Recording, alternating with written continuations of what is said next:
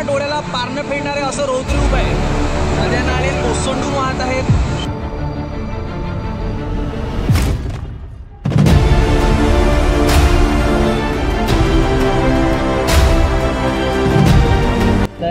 और पानी में तभी जाइए जब आपको लगे कि आप वापस आ सके। अगर आपको लग रहा है कि आप वापस नहीं आ सकते तो मत जाइए।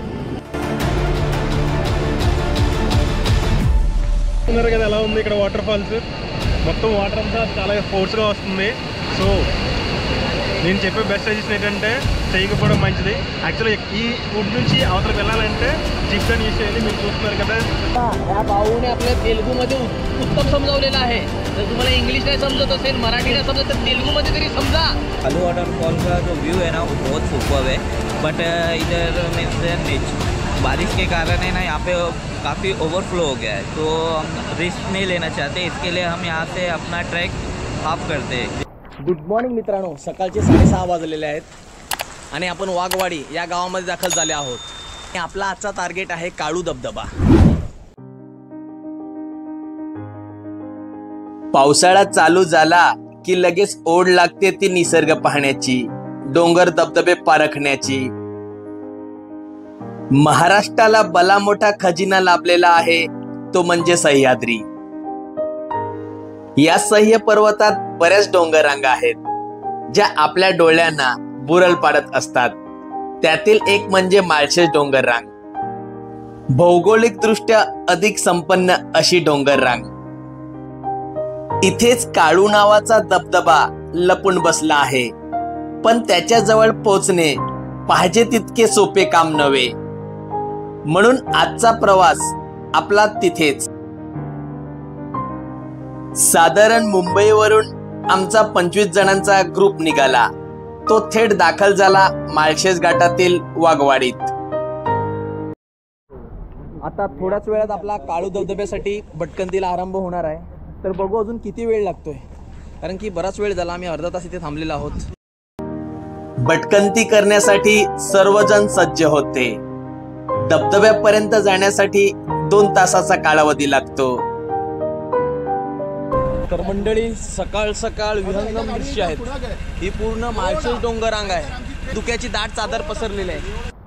अशा प्रकारे काळू धबधब्यासाठी आपला आरंभ होत आहे आणि शेवटी प्रवासाला सुरुवात झालेली आहे।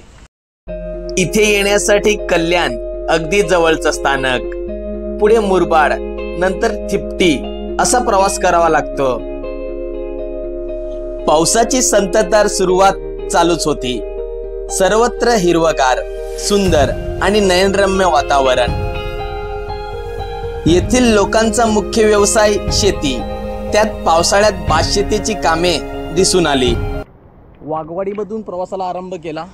5 मिनिटाची फक्त पायपीट केली आणि समोरच काळू धबधब्याचं दर्शन झालेलं आहे। समोरच आहे, मी पुढे जाऊन तुम्हाला दाखवेनच कशा प्रकारे, जो आपल्याला 5 स्टेजमध्ये आपल्याला पाहायला भेटतो। हरिश्चंद्र गडाच्या काताल कपारीतून उगम पावणारा काळू धबधबा पुढे जाऊन काळू नदीला मिळतो। काळू धबधबा आपल्याला 5 टप्प्यात पाहायला मिळतो। सर्व टप्पे एकाच वेळी दिसू शकत नाही। काळू धबधब्याचे 5 टप्पे फक्त रॅपलिंग करणारी माणसंच पाहू शकतात।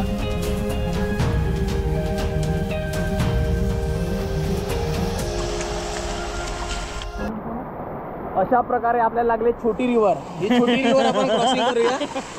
छोटीशी रिव्हर आहे, छोटी रिव्हर क्रॉसिंग। अजून माहीत नाही किती असे रिव्हर क्रॉसिंग करायला लागतील, पण ही छोटीशी आहे। एकदम आरामात दगड जास्त प्रमाणात स्लिपरी झालेला होता इथे। काही वर्षा अगोदर 29 वर्षीय अभिषेक रावळकर हा पर्यटक हैदराबाद वरून इथे काळू धबधबा पाहण्यासाठी आला होता। काळू धबधबा पर्यंत पोहोचण्यासाठी भव्य काळू नदीचा सामना करावा लागतो। नदी ओलांडता यावी त्यासाठी गावकऱ्यांनी जीपलाईनची उत्तम व्यवस्था केली आहे, जेणेकरून कुठलीही जीवितहानी होऊ नये। पण अभिषेक जीपलाईनची मदत न घेता स्वतःच नदी ओलांडू लागला। त्याला नदीच्या वाहत्या प्रवाहाचा अंदाज आला नाही व त्यात तो वाहून गेला। त्यातच त्याचा मृत्यू झाला होता। तर काळू धबधब्याचं मुख्य आकर्षण म्हणजे हा धबधबा 5 स्टेजमध्ये पडतोय। 1 2 3 4 5 अशा 5 स्टेजमध्ये तो खाली येतोय आणि पुढे जाऊन तो काळू नदीला मिळतो। भटक्यांची पंढरी असणारा हरिश्चंद्रगड आज दाट धुक्यामध्ये हरवला होता. पावसाळ्यात येथील दृश्य आणि शांतता अद्वितीय अनुभव प्रदान करतात. निसर्गप्रेमींना आणि साहसप्रेमींना या ठिकाणी एक सुखद आणि आनंददायक अनुभव मिळवता येतो. इथून दगड जास्त प्रमाणात स्लिपरी झालेला आहे. आत्ताच पायाला झटके बसत आहे, म्हणजे पाय स्लिप होत आहे हळूहळू. तर इथून बघ, दिसला नाही हा? तू काय लाईव्ह कॅप्चर करायचं आहे असं तुला पडत. आणि पाहता पाहता एक जण स्लिप झाला.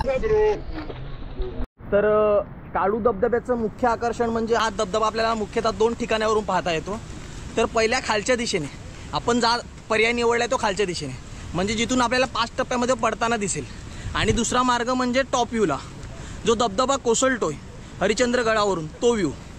जर हाच धबधबा तुम्हाला टॉप व्ह्यूने बघायचा असेल म्हणजे वरच्या पद्धतीने, त्यासाठी तुम्हाला जायला लागेल खिरेश्वर मार्गे, म्हणजे याला चढाई करायला लागेल. आता आपण उतरत आहोत. समोर दिसतो हा काळू वॉटरफॉल आहे आणि त्याच्या जस्ट ऑपोजिटला हा माहुली धबधबा आहे. याचाच पाणी होऊन पुढे काळू नदी होते. काळू धबधबा हा मोसमी धबधबा आहे, म्हणजे पावसाळ्यात तो धोकादायकपणे वाहतो तर उन्हाळ्यात तो पूर्णपणे कोरडा असतो.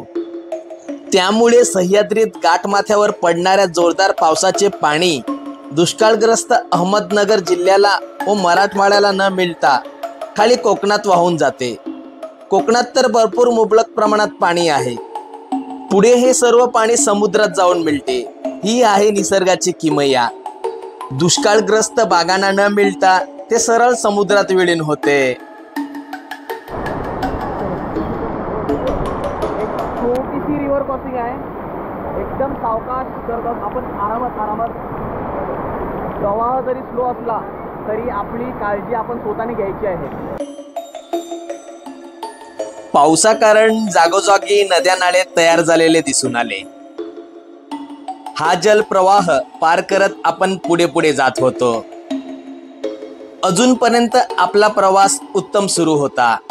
काहीच अडथळा आपल्याला जाणवत नव्हता.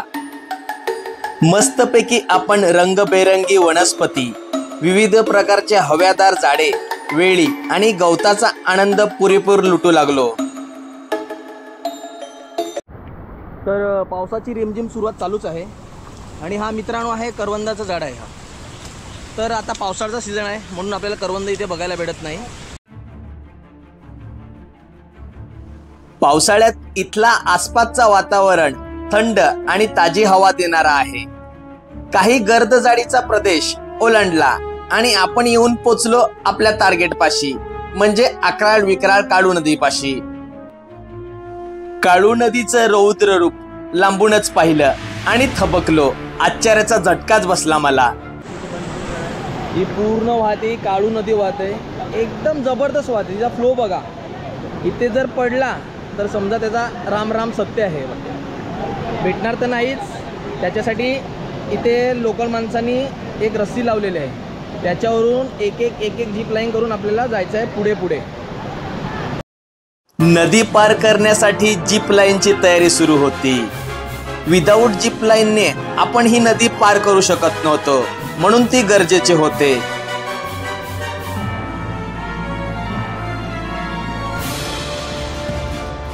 आपण इथे पोहोचण्याच्या आधीच काळू नदी आक्रमक झालेली होती. प्रवास खूप भयानक होणार होता. त्यात वाढलेली ट्रेकर्स मंडळींची गर्दी. अजून डोकेदुखी म्हणजे हा सतत पडणारा पाऊस. मज़ा आ रहा है. ये मेरा मतलब इतना ख़तरनाक एक्सपीरियंस मेरा पहली बार है. नेचर जितना ज़्यादा ब्यूटीफुल है उतना ही ज़्यादा ख़तरनाक भी है. तो यहाँ पर हम देख पा रहे पानी का बहाव बहुत ज़्यादा है. तो इसे पार करने के लिए लोकल्स वालों ने कुछ ये चिंपिंग बांधे हैं, रोप बांधे हैं, तो हमें उसी के सहारे जाना है. अगर आप यहाँ आते हो तो प्लीज़ सेफ्टी मेजर्स का ज़रूर ध्यान रखें. मला इथून आता जीप लाईन करून रिव्हर क्रॉसिंग करायचे. एकदम खडतर होणार आहे आणि तितकाच ॲडव्हेंचरसुद्धा होणार आहे. तर बघू, ऑलरेडी आता सेटअपच लावत आहेत. किती टाईम जाते? ऑलरेडी ते इथे आम्हाला अर्धा तास झाला आहे. तर बघू अजून किती वेळ जातोय. नदी ओलांडण्यासाठी जीप लाईनची सेटिंग चालूच होती. बराच वेळ जीप लाईनला झाला होता. रविवार असल्या कारणाने गर्दीला तोड नव्हता. काळू नावाच्या धबधब्याला पाहण्यासाठी बरेच जण उत्सुक होते, पण समोर आडवी होती अकराळ विकराळ काळू नदी. तिला जर आपण पार केला तर आपला मिशन यशस्वी होणार. जवळजवळ 1 तास झालेला आहे, पण काळू नदी ओलांडण्याचा काहीच मला इथे चान्स दिसत नाही आहे, कारण की अजून ते पाहता पाहता त्यांची सेटिंगच लागत आहे. बघा इथे निलेश पण कंटाळलेला आहे आणि विशाल बघा, विशालचा अवतार बघा, बिचारा तापामधून बरा झालेला माणूस परत ताप भरतोय की काय आता. तर बघू, असंच आपण या पडत्या पावसाचा आनंद घेत राहू. तर फायनली बऱ्याच टायमाने सेटिंग झाली आणि नदी क्रॉसिंगला सुरुवात झाली.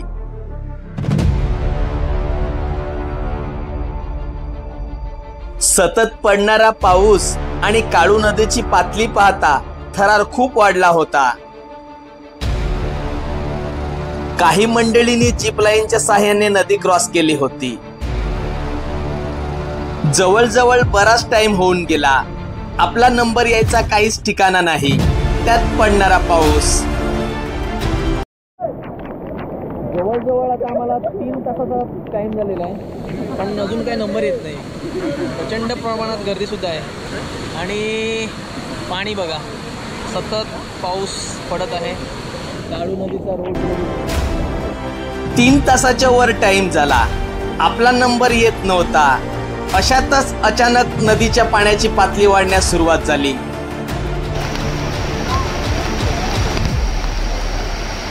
आधीच रौद्र रूपाने असलेली काळू आता उग्र रूप धारण करणार होती.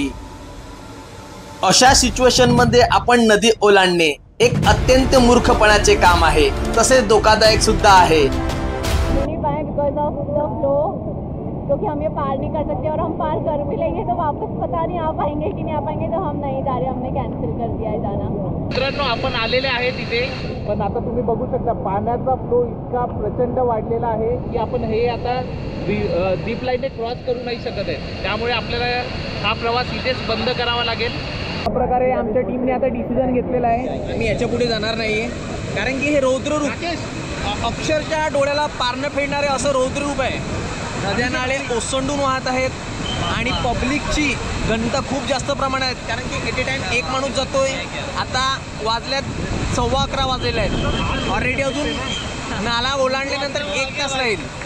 1 तास ट्रेक करायचं कधी आणि यायचं कधी याची वेळेची भान आपल्याला असू द्या.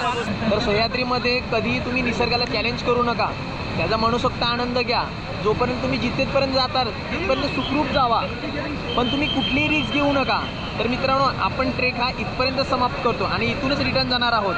पण पुढच्या वेळेस आपण येणार तेव्हा आपण कंप्लीट करणार आहोत. अशा प्रकारे आपण खवळलेल्या निसर्गाला चॅलेंज न करता त्याला शरण गेलो.